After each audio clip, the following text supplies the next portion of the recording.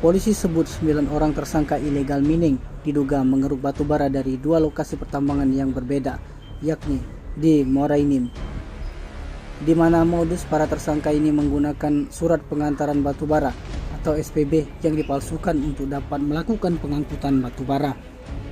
Dijelaskan Direktur Ditreskrim Suspolda Sumsel Kombes Pol Agung Marlianto, para pelaku mengangkut batu bara yang diberi izin dengan IUP PT milik Bukit Asam dan PT Penambang Muarainim,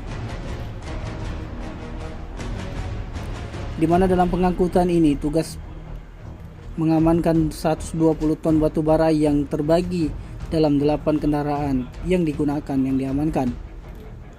Para tersangka ini yang juga diduga memalsukan surat pengantaran batu bara dengan mencatut sejumlah nama perusahaan khusus pengangkutan batu bara. Sejumlah perusahaan yang dipalsukan para tersangka yakni Mirik CV Gumilang Sakti Perkasa, PT Mineral Batubara Trade, serta 2 SPB yang juga dipalsukan yakni berlogo AJ dan Mantap 88.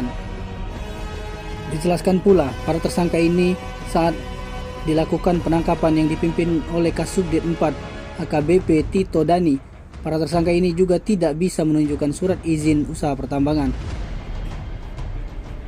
Dibeberkan pula untuk menghindari kecurigaan para pelaku melakukan pengangkutan batu bara pada malam hari. Hal itu setelah sebelumnya sempat heboh kemacetan yang disebabkan antrean panjang batu bara pengangkutan batu bara yang terjadi di Jalan Lintas Sumatera dari Muarainim.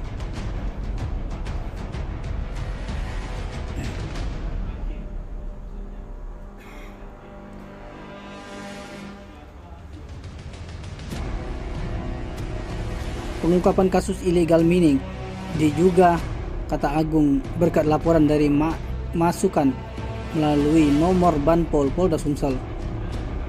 Seperti diberitakan sebelumnya, Subdit 4 Tipeter Ditreskrim Polda Sumsel kembali mengungkap tindak pidana illegal mining pertambangan terjadi di Jalan Lintas Sumatera. Tim Liputan Sumsel ABTV melaporkan.